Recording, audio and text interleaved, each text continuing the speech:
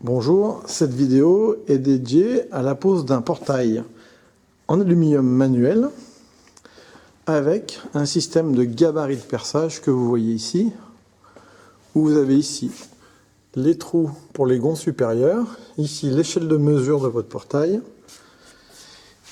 ici les gonds pour la crapaudine au sol, et je vais vous expliquer comment utiliser ce gabarit de perçage.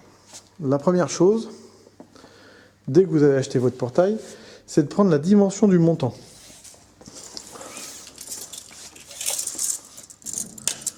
Donc vous prenez en bas jusqu'en haut et le montant fait 1,70 m.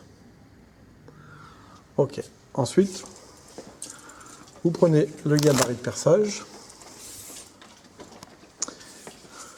Donc là, on est dans un magasin, donc on n'est pas dans une situation réelle. Ici, vous avez un pilier. J'ai mis ce scotch pour vous dire que le portail, l'intérieur du pilier, l'intérieur de la maison est où il y a le scotch. Ici, vous avez le deuxième ventail.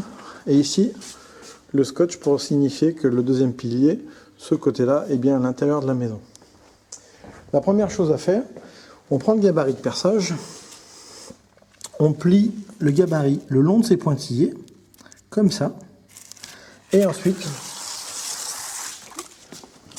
on vient le placer en bas du pilier, tout simplement comme ça. Voilà. Donc le gabarit a ras l'angle intérieur du pilier, et vous avez ici l'emplacement des deux trous à faire pour pouvoir fixer la crapaudine au sol. La crapaudine, c'est cette pièce qui va venir avec cet anthrax-là. Donc quand vous avez plié, vous faites avec un crayon à papier tout simplement un marquage au sol, et ensuite vous avez l'emplacement des trous à faire, en sachant qu'on vous dit que c'est bien un perçage à 8 mm, puisque les vis sont fournies avec, donc vous n'avez plus qu'à percer à 8, et ensuite visser la crapaudine au sol. Pour le gond supérieur, donc on a vu que le portail faisait 1,70 m, le montant, donc on prend l'échelle. Donc vous voyez que ici vous avez les trous du gond, ici vous avez l'échelle qui commence à 20, vous allez jusqu'à 1,70 m. Ici, vous pliez le gabarit de perçage à 1,70 m de cette façon-là. Vous faites exactement la même opération, c'est-à-dire que vous mettez la pliure à ras du pilier, ici toujours côté intérieur, et le gabarit à ras l'angle côté intérieur. Au pliage, tout simplement. Là, vous remontez tout simplement. Et ici, vous avez les trous. Et vous faites les trous en diamètre 10 pour pouvoir fixer le gond qui est comme ça. Tout simplement. Du moment où vous avez marqué l'emplacement des trous, vous percez diamètre 10 et ensuite vous n'avez plus qu'à visser le gond et la crapaudine. Donc ici, on est côté intérieur, le pilier est bien côté intérieur jardin de la maison. Ici le gabarit est bien à ras le pilier, ici, côté intérieur, ce qui vous donne l'anthrax pour positionner le gond correctement. Ce calcul d'anthrax entre l'angle et le perçage est optimisé pour une pose d'un automatisme à vis sans fin. Si vous mettez un automatisme à bras articulé, ça fonctionne aussi. Mais il y a 7 cm entre cet angle et l'axe entre les deux trous de perçage du gond supérieur et de la crapaudine inférieure. Je dis bien 7 cm d'ici à l'axe. Tout ça pour une pose optimisée d'un système de motorisation à vis sans fin tout camp. Donc là, on vient de faire les deux trous au marqueur, ici.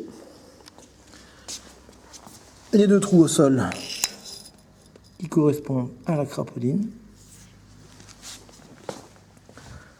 Là, de la même façon, bon, les deux trous existaient déjà. Et là, on vient de faire sur l'autre pilier les deux trous du gond.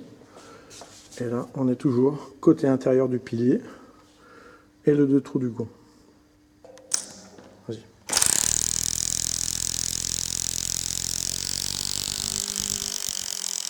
Après avoir fait les trous, on y met la crapaudine, les vis qui sont fournies, quelques petits coups de marteau.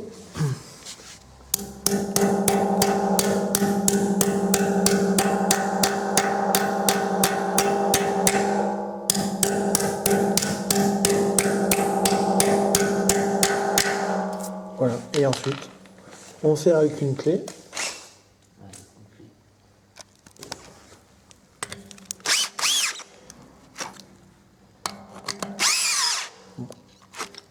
Et on fait exactement la même chose pour le gond. Bon, ici c'est un pilier donc métallique, on va utiliser d'autres vis.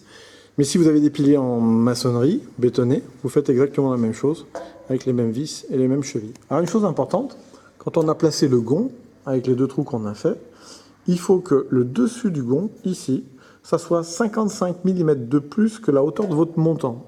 Tout à l'heure, le portail avait un montant de 1700 mm, c'est-à-dire 1,70 m. Donc ici, le dessus doit être à 1755, soit 1,75 m. Ok ? Ça vous permettra de régler, avant de positionner votre portail, d'être sûr que la cote soit bonne. Donc on est d'accord, 55 mm de plus que la hauteur de votre montant. Donc après avoir mis la bonne hauteur, ici on a une crapaudine qui peut se régler en hauteur. Donc là on est au minimum puisque le sol est de niveau.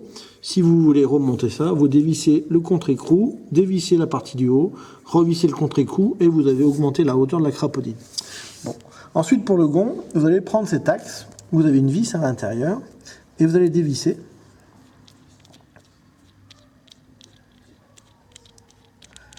Ensuite, la vis, on va la mettre de côté. Là, cet axe, ici, on va le mettre sur la bague, ici, sur la bague en nylon, qui est au-dessus du montant. Un petit coup de marteau. Voilà. Et ensuite, on va positionner le portail. On va le mettre d'abord sur la crapaudine au sol, et ensuite, on va mettre le petit axe que j'ai mis de côté. Voilà. Donc là, on enquille l'axe dans le trou du montant en bas.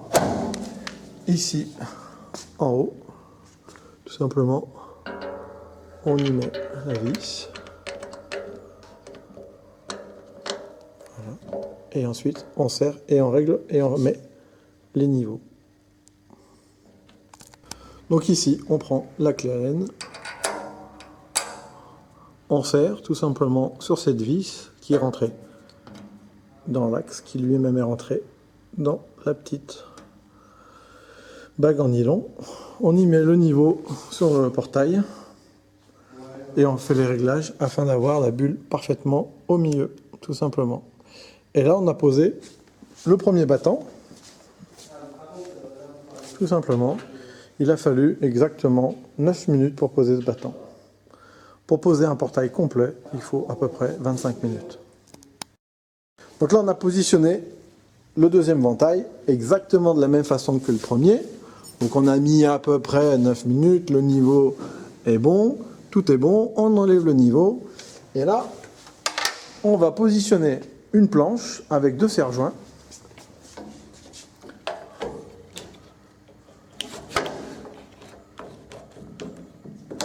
Premier serre-joint.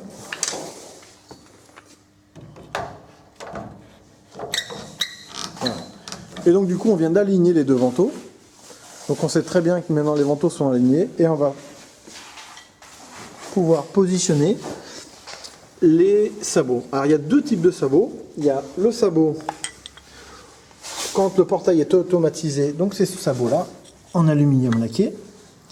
Et quand le portail est manuel, on utilise un autre sabot en polyamide, ici en 2 parties, qui permet de fixer le ventail, le ventail semi-fixe, et ensuite de pouvoir appuyer pour pouvoir ouvrir le ventail qui est semi-fixe pour pouvoir ouvrir les deux vantaux. Donc le sabot pour les portails automatisés et le sabot pour les portails manuels.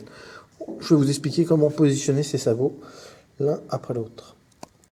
Donc là on est à l'extérieur de la maison et on le voit puisque ici on a la battue du portail, et la battue du portail est toujours à l'extérieur. Donc on est à l'extérieur, le portail est positionné, on glisse le sabot, quand le portail est automatisé, comme celui-ci, au milieu du montant qui a la battue.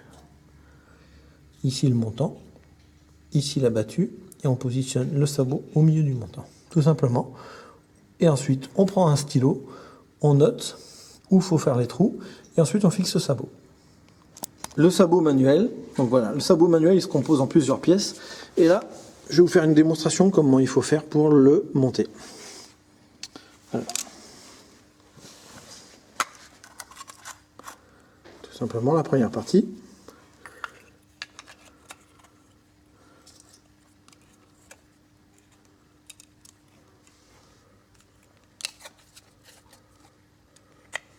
Voilà, donc là on a monté les deux parties, et pareil, on va les positionner maintenant de l'autre côté du portail.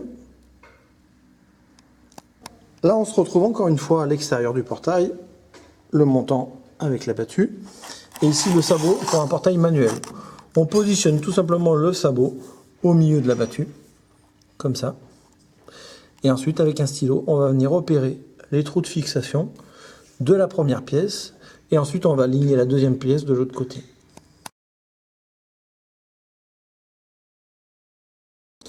Donc là on vient de positionner un portillon de la même façon que le portail, et on s'aperçoit que le portillon, bien sûr le pen est à l'envers, c'est pas le bon sens d'ouverture, mais le portillon est réversible. Donc on va vous faire voir la manip pour pouvoir inverser la serrure pour qu'il puisse se fermer et ouvrir normalement. Donc là du coup il faudra changer le sens de ce pen et changer aussi la gâche qui est ici pour correspondre au nouveau sens d'ouverture. Alors on va dévisser les 3 vis.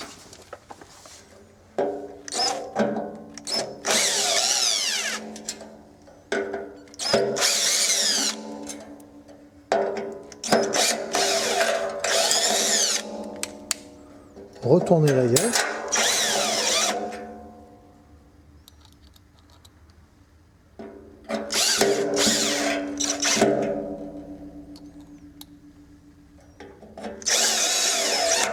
Donc ça c'est fait, on a retourné la gauche pour le bon sens. Maintenant, on va enlever la serrure.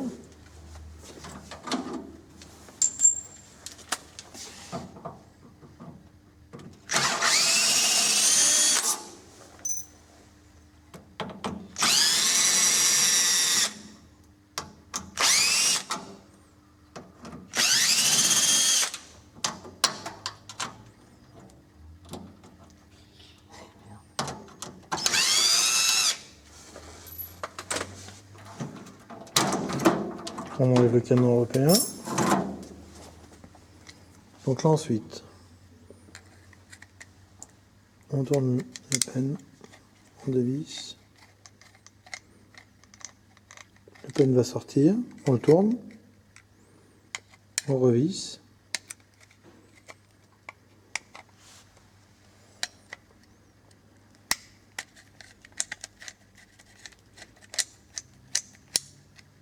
Tout simplement, on remet.